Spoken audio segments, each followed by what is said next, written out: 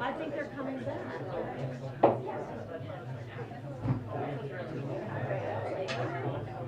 Yeah, and a rail. We've got the black and white, black and red thing. We have got the memo. I don't have Hello. Where you go? Front row?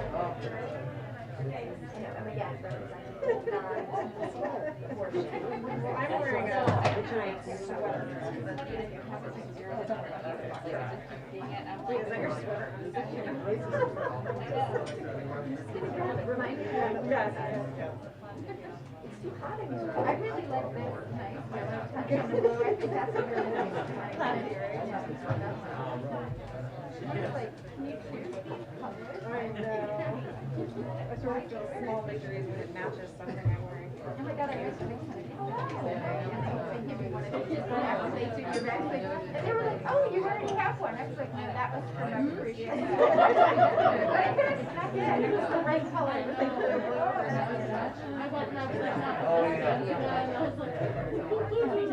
in your life and your somebody should come up with like,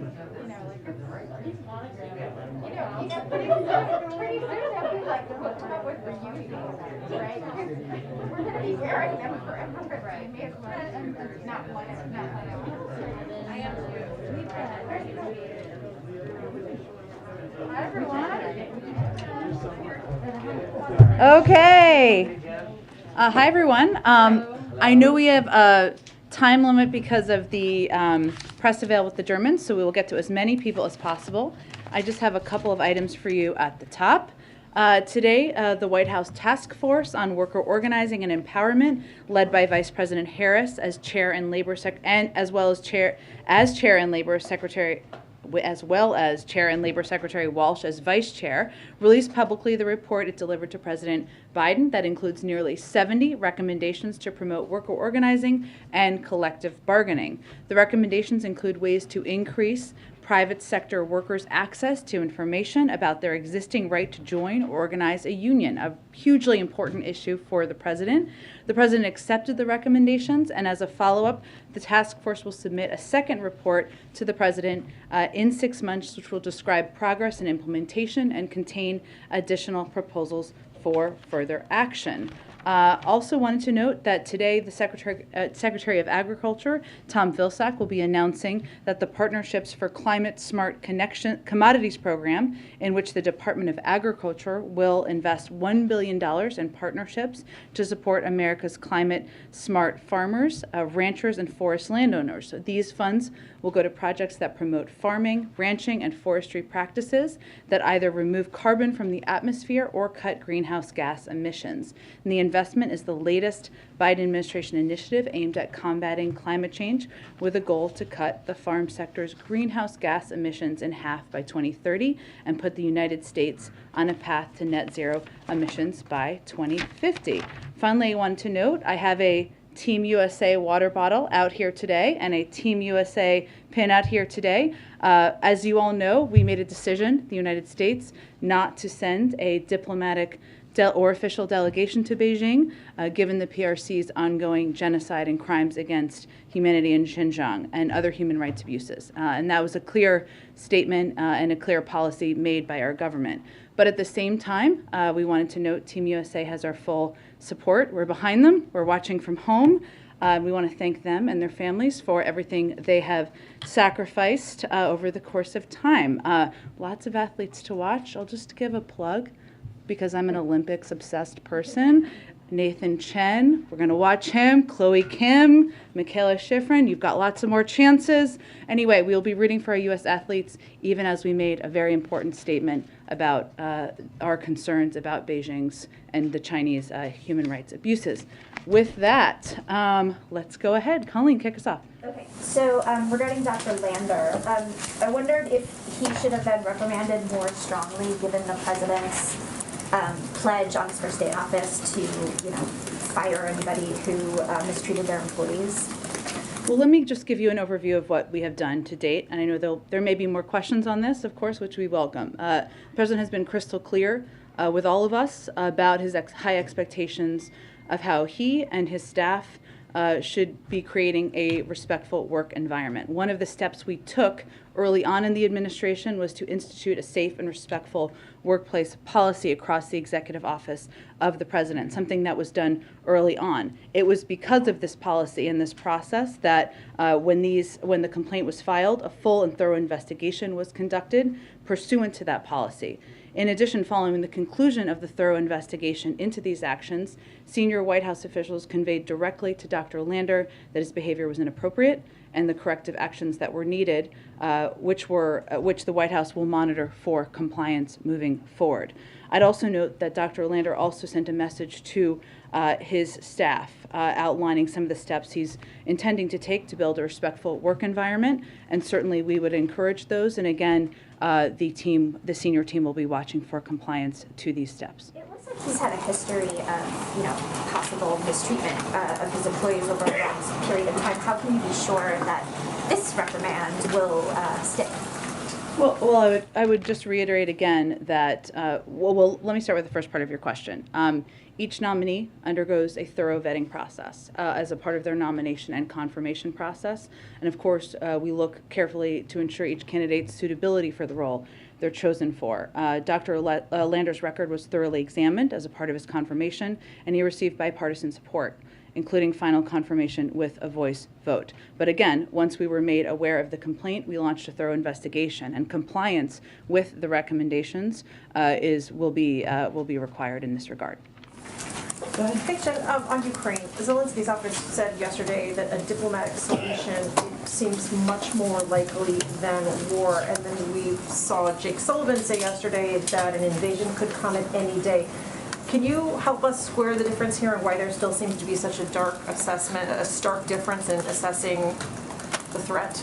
Well, what our National Security Advisor also conveyed during some interviews with a range of your networks yesterday was that we're pursuing a two-track approach, which includes deterrence and diplomacy, but that we are ready either way for whatever decision President Putin might make. And we don't have a new assessment of his decision and where he stands on it. We also need to be prepared. Being prepared is exactly what we can do from the U.S. government in coordination and in partnership with our NATO allies, our partners in Eastern Europe, and of course the Ukrainians. And that is what we're focused on. So we don't actually see it as a conflict. Is Kiev wrong then on this? In terms of the preparations, or diplomatic solution being more likely than war? It seems hard to square that with Sullivan saying that an invasion could come at any day. Well, I think we certainly would prefer a diplomatic solution. I think that's everybody's preference and everybody's hope. But again, this is remains up to President Putin to make a decision about which path he's going to take. We don't have an assessment of that. So what our focus is on is preparing for a range of contingencies, including in coordination with the Ukrainians, making sure they have the supplies they need, the humanitarian assistance they need, the security assistance they need, and we're doing that. We're doing that consistently, even while we are closely watching the buildup of troops on the border. Switch topics, if I may. Delta's CEO is asking for the administration's help in creating this no-fly list for unruly passengers. Is that something the administration supports? I have not had a chance to talk to our team about that. I can see if there's any opinion on that from here. Okay, and quickly, a housekeeping thing. Do you have a sense of when the president will start meeting with SCOTUS candidates, and if any of these meetings happen in Delaware, where there are not visitor logs, does the White House pledge to disclose that those meetings took place? Well, I think at this point, I don't have any more details about the process to outline for you. As you know, what the president's been focused on over the course of the last several days is reviewing and consulting with internal team members on a group of qualified nominees.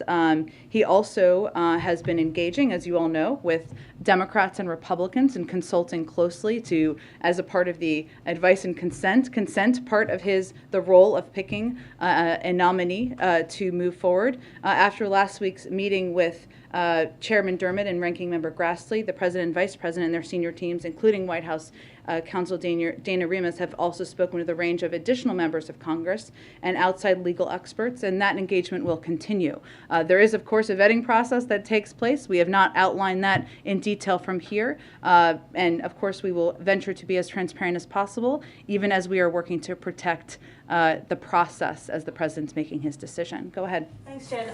With the meeting today between the president and the German chancellor, does the president view Germany as a reliable partner on this issue when it comes to troop movements or sending weapons to Ukraine or talking publicly about sanctions? They've been much less aggressive than other NATO allies. Well, I'd also note that Germany is the second largest donor to Ukraine and Europe. The president has also noted, as we have noted, that different countries make different contributions. I think that the chancellor also did an interview with the Washington Post this morning where he spoke to that in more detail.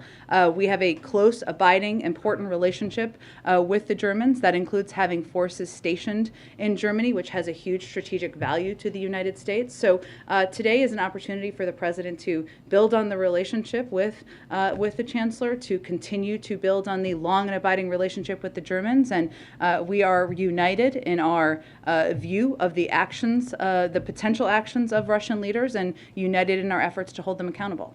What's your understanding about where the chancellor stands right now when it comes to including Nord Stream 2 in potential sanctions if Russia invades? They've really danced around that issue and haven't given a clear answer about whether they would in fact be willing to put that pipeline on hold. Well, I know you all will have the opportunity, I'm sure, ask him this question himself, and I of course don't speak for him, but what I can reiterate here is that we said we would work with Germany to ensure that Nord Stream 2 does not move forward should Russia invade, and that remains the position, agreed position.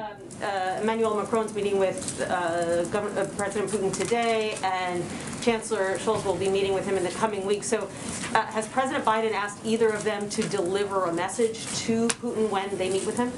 Well, I think it's important to remember that there are a range of different diplomatic talks happening at the same time through different formats. Some are leader to leader, some are through NATO, some are through the OSCE, and this is reflective of that, these conversations that are happening. As you know, the president spoke with President Macron yesterday, and of course that close discussion and coordination with a range of leaders is part of how we're approaching this. But this is multi-layered diplomacy at work here, so and we are also directly in touch with the Russians ourselves, so I wouldn't look at it through that prism. Go ahead. Thanks, Jen. You guys said in a background call that part of the discussion with Germany today was about continuing to prepare this robust sanctions package, but we've been talking about sanctions for months. So if Germany is as aligned with its allies as you all are conveying, why isn't this sanctions package already complete? Why isn't that done already? In terms of figuring out what it looks like. Our internal sanctions package, or what sanctions package? Because you've said consistently that the sanctions that you're preparing are in close consultation with allies, including Germany, and that conversation is, obviously happening again today, as we're getting warnings that Russia could, at any moment, take significant action. So the discussion about sanctions has been over the course of several months. Mm-hmm. Why isn't it done yet? If Germany is as on board with the rest of the NATO alliance as they're projecting to be. Sure. Well, Jackie, as we've said before, one, I think there is alignment that we will work with Germany to ensure that Nord Stream 2 does not move forward, which is obviously a key point of discussion. I'd also note and reiterate that it's not operational at this time. There's no oil flowing through the pipeline. That has been a key point of discussion, and that is agreed to. I would also reiterate what we've said in here in the past is that well, we have our own sanctions package prepared, which we've been consulting with and briefing members of Congress on, and others do, and we're united in the effort to put forward an economic sanctions package that has significant consequences. As our European partners, it doesn't mean it's identical. So, one point to clarify, you said that is agreed to on Nord Stream 2. Just want to clarify, are you saying that the Germans have committed not to bring Nord Stream 2 online if Russia invades? Well, again, I'm not going to get into the private diplomatic conversations, but we have said a number of times that if they invade, it will not move forward. And then I wanted to ask about Dr. Lander again. I know you got a question on this earlier, mm-hmm. but does the fact that Dr. Lander has a job still cheapen the president's promise to fire anyone who treats colleagues with disrespect on the spot? Well, again, I would just reiterate that the president takes his commitment to having a respectful work environment incredibly seriously, and it's something that he conveys clearly to all of us on a regular basis. That is why we put in place, in part, a safe and respectful workplace policy, which is the process through which this thorough investigation proceeded through, and the process through which, again, that there was an internal investigation. Dr. Lander, obviously, his behavior was inappropriate and corrective actions needed to be taken, and that was clearly conveyed through this process. And he will be held to account for delivering on that. And real quick, one third topic. We got announcements that in Delaware and New Jersey, the governors are going to be ending mask mandates coming up pretty soon. What is the White House view on these kinds of announcements, given that in Virginia, Governor Youngkin faced a lot of pushback from Democrats for making similar changes to the mask policy? Well, they weren't actually that similar, because what happened here in New Jersey and a couple of other states you mentioned is that they pulled back the requirement. They didn't make it more difficult for schools, school administrators, local officials to keep requirements that they made a determination would keep their schools safe. Go ahead. Do you expect that President Macron and President Biden will have a follow-up conversation so that he can relay any sort of impressions that he got from his face-to-face meeting, and would you commit to letting us know if that conversation happens? We certainly would. On the latter, I would say that, as you know, the president spoke with President Macron just yesterday. Again, there's multi layers of diplomacy happening at many times. Sometimes those readouts happen at the Secretary of State level or National Security Advisor, but I can assure you we are in close contact with the French, of course, the Germans, and all of our NATO partners and allies. At the Pentagon, John Kirby has talked about the possibility of additional U.S. forces being moved to Europe. Has the president requested any additional recommendations from Secretary Austin? Is he reviewing any other plans along those lines? I would just say that we are in constant contact, of course, with the Defense Department, but also with our NATO partners about what their needs are. So I don't have anything to predict for you other than to reiterate what was said last week, which is that we leave the door open to that possibility. So that's an active possibility at this point? It always has been. And I would remind everyone that there are thousands of troops that are in Eastern European countries as a part of our NATO alliance. So this is to bolster up the troops that are already there. Go ahead. Back on the mask mandate question in New Jersey and other states, the CDC is still recommending universal masking in schools. That's correct, and that still remains our recommendation. So are you pleased with and fine with the New Jersey governor's decision? Again, our advice to every school district is to abide by public health guidelines. It continues to be at this point that the CDC is advising that masks can reduce transmission. There are also a number of other mitigation measures that we've put in place, but that continues to be CDC guidance. It's always been up to local school districts to determine how they implement. What does it say then that a governor like Phil Murphy, who's been so closely aligned with the policies of this administration, would get ahead of the medical experts and say, never mind what they say, school districts, you decide? Well, it's always been up to school districts. That's always been our point of view and always been our policy from here. And our policy from the federal government is to continue to advise everybody to abide by public health guidelines. Do you think it signals that perhaps the public believes it's time for a change in the federal guidelines, the CDC's guidelines? Well, we certainly understand and have seen in polling that the public is tired of COVID. We understand that. So are we. And there has been some good signs recently where there has been a decrease in hospitalizations around the country. And again, we're in constant touch about what it looks like moving forward. But our responsibility as the federal government is to rely on the data and the science that is being analyzed by our public health experts, and we'll continue to rely on that for what recommendations we're making. Go ahead. Yeah, a couple things. So we've reported that U.S. officials are losing patience with the Chinese in these negotiations about them fulfilling their purchase commitments under the Phase 1 trade deal signed by Donald Trump. What is the perspective from the White House in terms of what can you do, and does the president intend to weigh in on this issue? Well, it's a good question, Andrea. I mean, as you know, they did not abide by their purchase agreements. We know that. Factually, we've seen that. This is really under the purview of the USTR and our trade representative, Catherine Tai. We remain in close touch with her about that, but I would really point you to them for any updates on the process. Okay, and then this situation in the Canadian, or in Ottawa, the truckers' protest, there does seem to be evidence that these truckers are getting support from conservative forces or right-wing forces in the U.S. Are you investigating that at all? Is there any kind of, involvement of U.S. authorities in looking at those money flows going to these truckers, and are you concerned about it? Well, I would say a couple of things. This doesn't answer your question, but I just want to get this out there too on this particular topic, and then I'll come around, I promise. We have been engaged since the outset. Well, some of it hopefully answers your question, I should say, of the protests. There have been zero impacts to Cbp Operations, which is a question people have understandably been asking us. Some shipments were rerouted by our law enforcement partners to other points of entry due to road closures. Some shippers have had to reroute, but Cbp has been in communication throughout to ensure shipments can be cleared and onto the normal routes. In terms of an assessment of any other engagement from here, we don't really have any update on that or any investigation to read out at this point in time. And then, the Federal Reserve nominees have run into a little bit of criticism from Republicans, in particular of Sarah Raskin. Mm-hmm. Are you concerned that especially given the absence of Senator Lujan, are you concerned that you might not get all those nominees through and that you may have to withdraw Sarah Raskin? There's just been another dust up overnight. She is one of the most, if not the most qualified person to ever be nominated to this position. She just gave extensive answers at a hearing last week, and she would be someone the president would be proud to have in that role, as independent as it may be.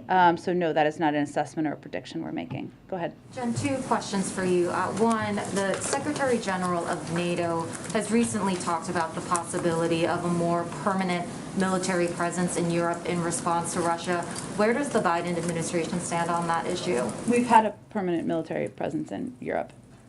You mean in addition? A longer term, more permanent presence in Europe. Well, we've always had one, but you mean a plussed up one?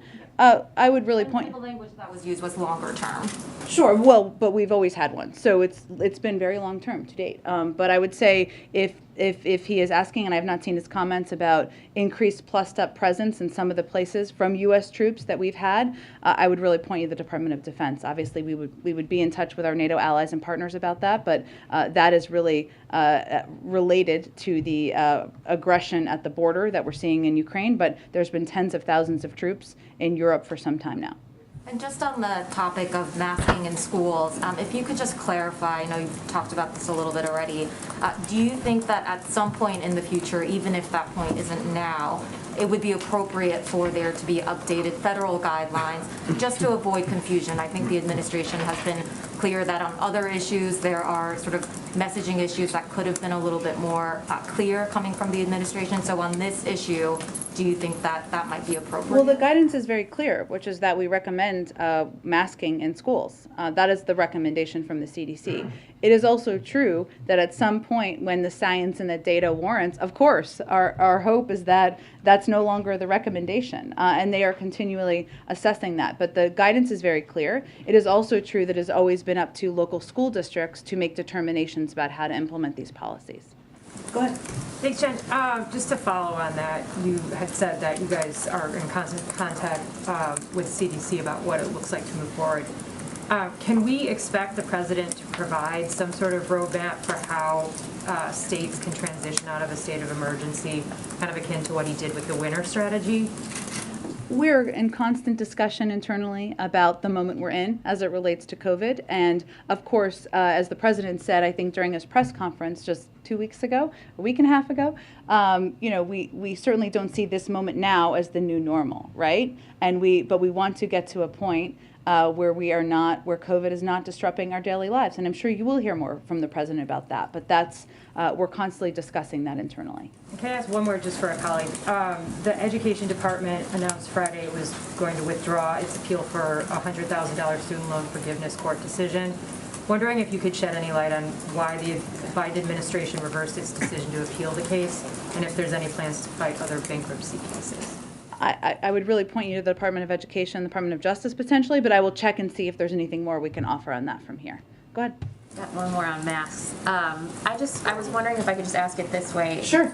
The president's wife is an educator. He just heard from governors across the country last week, many of whom were saying this is enough, it's time for new normal. Where is he on this after taking all of these inputs? Well, the president is not a private citizen. He's president of the United States, right? So So I'm asking you. Well, but I guess I'm saying it's different than asking kind of a person on the street, right? I mean, I'm just, it is different because he is the president. He needs to project what the data and the science is telling us. And the data and science, where we get that guidance from, is the CDC and our health and medical experts. Their guidance continues to be that in schools people should mask up. So that is what we are continuing to convey and recommend. And then can you tell us any more about where he will be going on Thursday? Not quite yet, but hopefully, maybe by the end of the day, we hope to have some more details very soon. Sure, go ahead. Thanks, Jen. Going back to Dr. Landler, the investigation found credible evidence of multiple women having complained to other staff about negative interactions with him, with a pattern of abusive and disrespectful behavior. Again, the president, at the outset of this administration, said, I will fire you on the spot, no ifs, ands, or buts. So why is he not being fired? Well, Matt, let me first say that no one is suggesting that this behavior is acceptable. Quite the opposite. And that since he made the comment he did, which I think was one of the first few days in office, if I remember correctly, we put in place this safe and respectful workplace policy to ensure there was a mechanism, right, to conduct investigations, as was conducted in this case, that can be thorough, that result in some actions and some steps. That's exactly what happened here. But again, this is not acceptable behavior. Dr. Lander is expected to comply, and he will be monitored for compliance because having a safe workplace environment is imperative to the president, the vice president, the first lady, the second gentleman, all of us who work here. But are there ways in which he's being held to account if he's not being fired? Well, again, as I outlined a little bit earlier, but let me reiterate a little bit. In addition to a full and thorough investigation, it was conveyed through meetings with senior White House officials directly that his behavior was inappropriate, corrective action was needed, and we will monitor for compliance to those actions that were required. Again, I think you may have also seen, or it was reported, that he also sent a note to his staff conveying his commitment to abiding by that, and we certainly hope that that is the case. It doesn't sound like a zero tolerance policy, if that's the case. Well, our objective and the president's objective is to prevent this behavior from ever happening again. Go ahead. Thanks, Jen. On the Supreme Court, Sure. I wanted to ask about the president's efforts to engage with Republicans. Sure. And whether that's the best use of his time, considering what he has said about the public not wanting him to be the president's senator. That is true, and I think he has not been the president senator over the course of the last period of time. It's also true that he takes his role as president and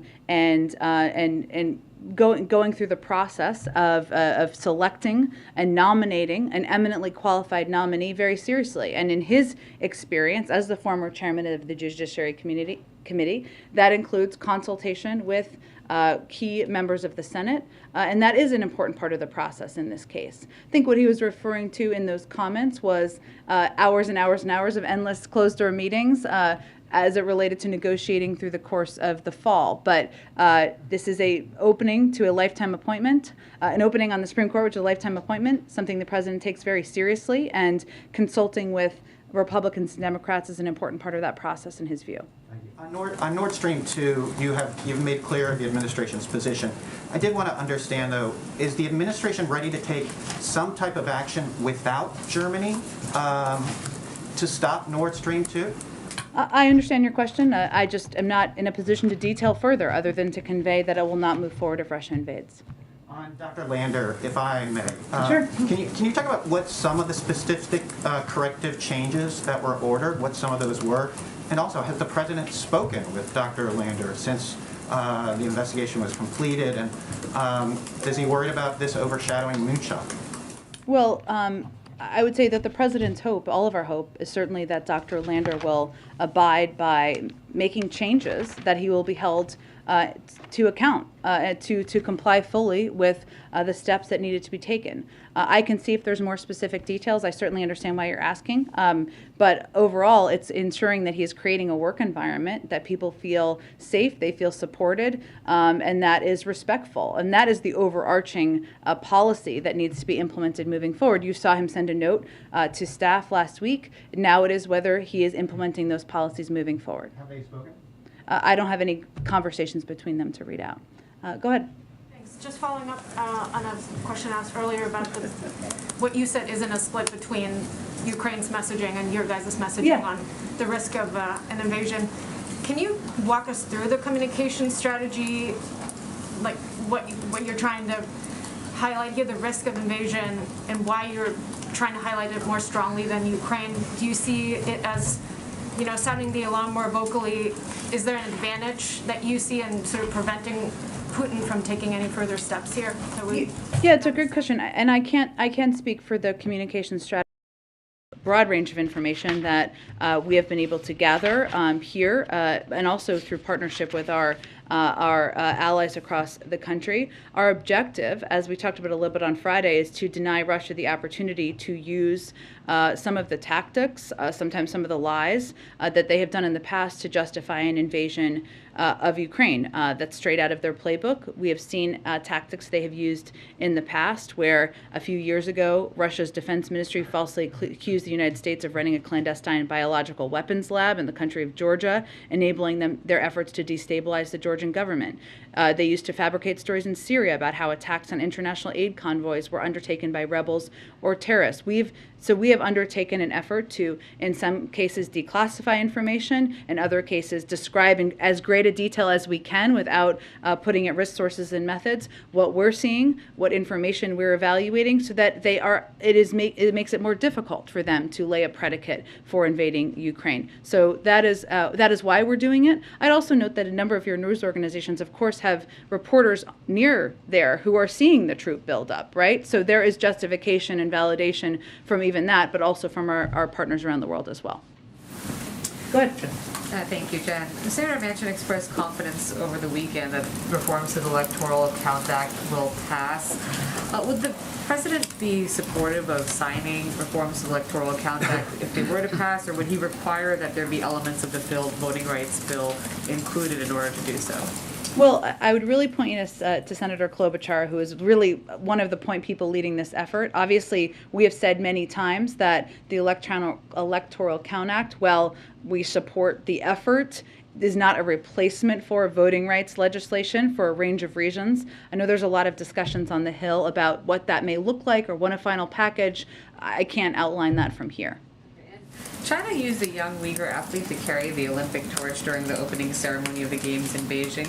What did the administration make of that, given the ongoing genocide against Uyghurs in Xinjiang? Well, I know that our UN ambassador, Linda Thomas-Greenfield, spoke to this yesterday. So let me reiterate what I thought were some very powerful comments, if I'm remembering. I know someone spoke to it, but I believe it was her, that we can't allow this to be a distraction from exactly as you said, the human rights abuses, the genocide that we're seeing in parts of China. That is why we did not send a diplomatic delegation, even as we're cheering for our U.S. athletes. Diplomacy is complicated, as we know, but we can't allow it to be a distraction from what we know is happening to many people in China. Go ahead. Just to reiterate, on Inauguration Day, President Biden said he would fire anyone that treated another colleague with disrespect, talked down to someone, and he would fire them on the spot. No ifs, ands, or buts. So what is the White House's message to people that work in this building and throughout the federal government that took the president at his word and don't understand why Dr. Lander has not been fired? Our message, and thank you for your question, is that the president has crystal clear expectations with all of us about how we are to treat our colleagues, treat people who work for us, and that is what he expects for people across the building. It is because of those comments that he made early on, in part, that we put in place a safe and respectful workplace policy, that it was the mechanism for which this thorough investigation went forward. And it is based on that thorough investigation. From that came the meeting that Dr. Lander had with senior White House officials, where it was made clear what steps he was required to take, and that we will be complying and watching for compliance with those steps. And our objective is, of course, to prevent any of this behavior from happening again in the future. That's the overarching objective. Comments, those were a promise. Absolutely. That's why we put in place a policy to ensure there is a mechanism for investigating and a mechanism for preventing this type of behavior from repeating itself. He promised to fire people that did this, and he hasn't fired. The individual the White House found violated what he said. I understand it, and again, let me just reiterate, nothing about his behavior is acceptable to anyone here at all. Quite the opposite. Let me be clear about that. But there is now a process in place that was not in place at the time to evaluate and determine what the steps should be taken in the event that any behavior like this occurs to prevent it from happening in the future. That is exactly what happened in this case. The federal employees shouldn't expect that people will be fired if they treat colleagues with disrespect. Again, I think I've outlined very clearly what the process was. Go ahead. Two questions for you, excuse me. It's more than that. I think it's clear that we put in place a process, an internal process, to ensure that there was a thorough investigation, that it was evaluated, that steps were taken for this individual, Dr. Lander, to meet with senior officials, to make clear that there were requirements that would be put in place, and he was expected to comply with them to prevent this behavior from ever happening again. Go ahead. Questions. First, on Senator Manchin, on Build Back Better, he's reiterated again his view that structure is done. And he said he wants regular order for any pieces of that will move forward. That means potentially weeks, hearings, all of that. Is the president on board with that idea of hearings, markups, and if not, what's his plan for elements of Build Back Better to move forward? Well, I can't speak for Senator Manchin. No, you're not asking me to, but what there is broad agreement on and support for is taking steps to lower costs for the American people, whether it's Medicare or whether it's ability to negotiate the price of prescription drugs, something broadly supported, whether it's lowering the cost of child care, elder care, making sure that the tax system is more fair. In terms of the mechanisms and the legislative process, I just don't have any more predictions for you in terms of how it will proceed. Jobs, a positive report on Friday by and large. Yeah. However, black unemployment is still twice the rate of white unemployment. What is the White House doing? What does the White House think needs to be done to deal with that, especially for black men?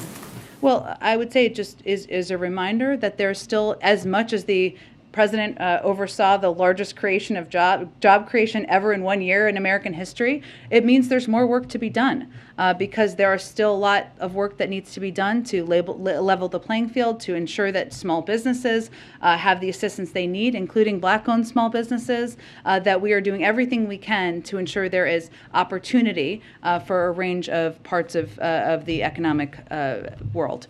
Go ahead. A few on the Supreme Court. Yeah. Congressman Clyburn says that the president will need bipartisan support for his Supreme Court pick, citing Senator Lujan's stroke and hospitalization. Is it the White House's position that Republican votes would be helpful in the Senate, or do you view them as necessary? Well, we've, I think, conveyed from here that we haven't set a deadline for when a vote should be. We have said we want it to happen as expeditiously as possible. We have also said, and I'll reiterate, that because the president has every intention of nominating an eminently qualified black woman to serve on the Supreme Court, that this is a person who should warrant bipartisan support. And that is certainly what we hope for. Speaking of the timeline, the president has said that he intends to make that announcement by the end of the month. Has that timeline shifted in any way? Might he make this announcement before President's Day weekend? I don't have anything. February is February, so I don't have anything to predict for you in terms of when in February, quite at this point, it will be. Go ahead. Yeah. If you don't mind. As far as where and when he could meet with the potential nominees, he's going to Camp David this weekend. Is the president going to meet with potential Supreme Court justices at Camp David this weekend? I don't have anything for you on the process of how the president will interview potential candidates. Go ahead. And does the White House have reaction to the death of the Navy SEAL candidate who died after completing what's known as Hell Week? And has the president spoken to his family, or does he have plans to? I don't have, not yet, Karen. We will check and see where that is at this point. Obviously, there'll be an investigation here. I'd point you to the Department of Defense for any specifics. As a starting point here, obviously, our heart goes out to the family members, the community, the friends, and we will look for more details to come out of an investigation. Would there be any thought given to re-examining that training? It's a good question. I would really point you to the Department of Defense, and the president would certainly look to his Defense Department and leadership to make any recommendations in that regard. Sure. Go ahead. Thanks, Jen. 2 questions. First, on the Olympics, does the White House agree with Speaker Nancy Pelosi that American athletes shouldn't speak out against Beijing for their own safety? Well, I know we saw those comments, obviously. I think they were last week, if I remember it correctly. The president's view is that, first, we support our athletes 100%. Yay. All athletes have the right to freely express themselves. And that is the case in Beijing at the Olympics. It is the case anywhere. They will make those choices as individuals. It's the responsibility of China to live up to its own obligations to maintain a safe environment for all athletes at these games. The world will be watching, but we leave it up to individuals. We certainly support the right to peaceful protest. On the First Lady's comments this morning about, she said she conceded that free tuition for community college is dead, it's out of Build Back Better. I'm wondering kind of what was the thought about having her give that message? Is the White House trying to restart negotiations on Build Back Better? Was there some sort of underlying intent to have the First Lady come out and say that this morning? I think it was speaking from her heart about her view that free community college would benefit kids, young people, level the playing field across the country. It's something the president agrees with. I think you all have seen many, many iterations of the Build Back Better legislation or options in recent months. It hasn't been in there in a while, so I think she was speaking from her heart about how beneficial she thinks that funding and that support would be. Go ahead, April. Jen, 2 topics. One, recently a black man was killed in Minnesota over a no-knock warrant. Has the White House taken note of this? And does this bring afresh the renewed call for this executive order, this police reform executive order, as well as the standalone pieces that are potentials on police reform on Capitol Hill? Absolutely, and it should. Let me reiterate, because I asked a little bit about this morning as well. One, let me first say that we mourn the tragic death of Amir Locke, and our thoughts and prayers are with his family. The president's committed to ensuring fair, impartial, and effective policing and keeping our communities safe. These goals go hand in hand, in his view, with what we can achieve by building trust between the police and communities they serve. So back in September, Attorney General Garland issued a new policy imposing restrictions on the use of no-knock warrants, chokeholds, and carotid restraints by federal agents. Obviously, that's for federal agents, so that's limited, not to local. But I know you follow this closely, but for others. President Biden, the reason he has been such a strong supporter, one of the reasons, of the George Floyd Justice and Policing Act is that it would further restrict the use of no-knock warrants across the country, incentivizing funding by using funding as an incentive. We have been engaging with, as you know, civil rights groups, a number of law enforcement groups, all agree on the need to reform the use of no-knock warrants. There's a lot of agreement on that to keep both citizens and law enforcement officers safe. And the president is examining the possibility of extending those restrictions to other federal agencies through executive actions that he would have the power to do. I think you all saw Susan Rice convey last week that we're not there yet. We want to make sure we do any action through the administration the right way, and it's thorough, but certainly that's part of what's being looked at. All right, and on the second topic, there is a serious shroud of secrecy around the nominees for Supreme Court, understandably. And I've got 2 questions on this. One, what's traditional about the process? And then what is very unique to the process because of the historical nature? If you can tell us, and I'm sure you can give us something. No, it's a good question. It's a very thoughtful question. I was just trying to, there you go. I walked right into that one. What I think is unique in this moment is that the president is someone who has served as the chairman of the Senate Judiciary Committee, as the vice president when there were a number of nominees, a number of historic nominees who were nominated and confirmed by the Senate. And he takes the process and the seriousness, the need for it to be thorough. He's very focused on it. I don't know that that's unique. Obviously, every president, I would hope, takes the process seriously, but he also takes, there was a question earlier about this, the component about advice, part of it very seriously in terms of consulting with Republicans and Democrats in the process. What is unique about this moment? I want to read your article about this to hear what you have to say. We've got a lot of articles already. Okay, your next article about it.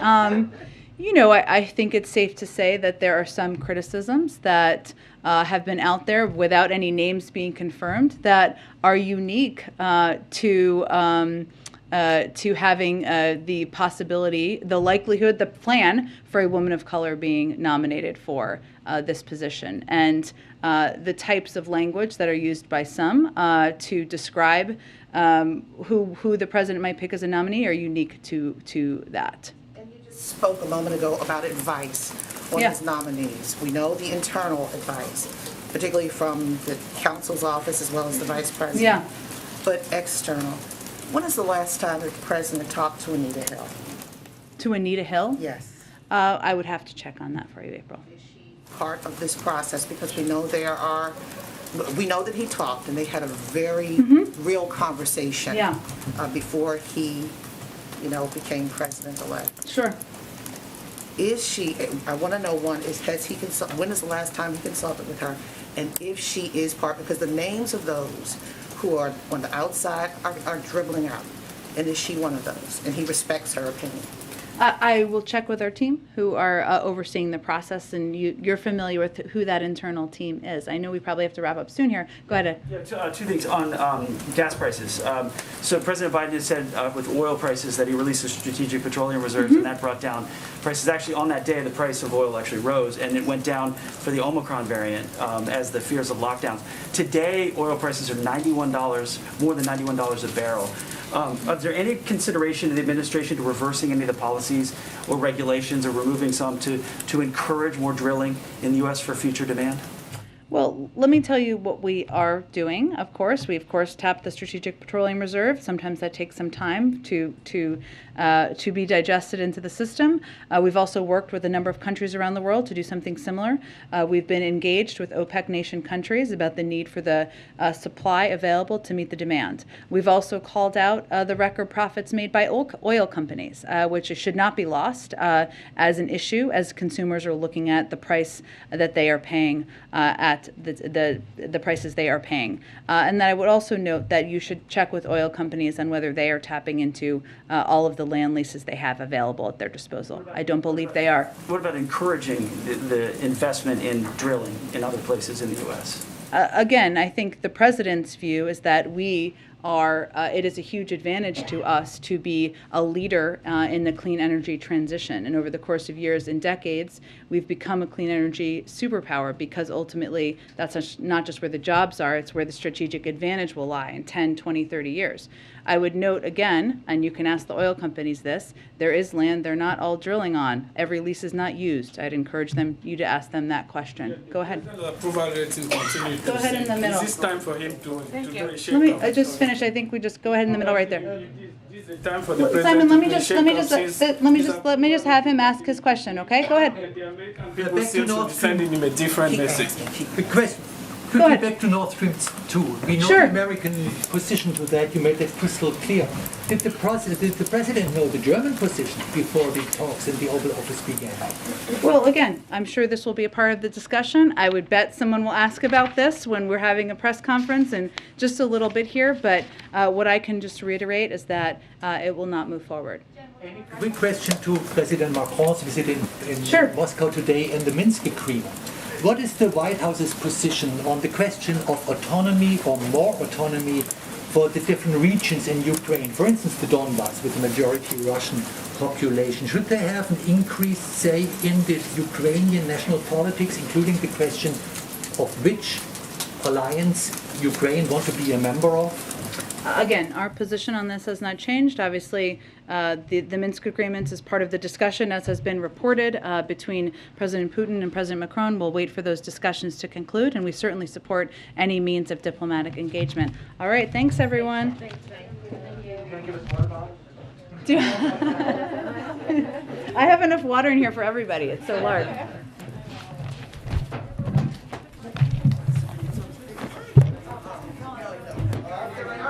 Thanks, Jen.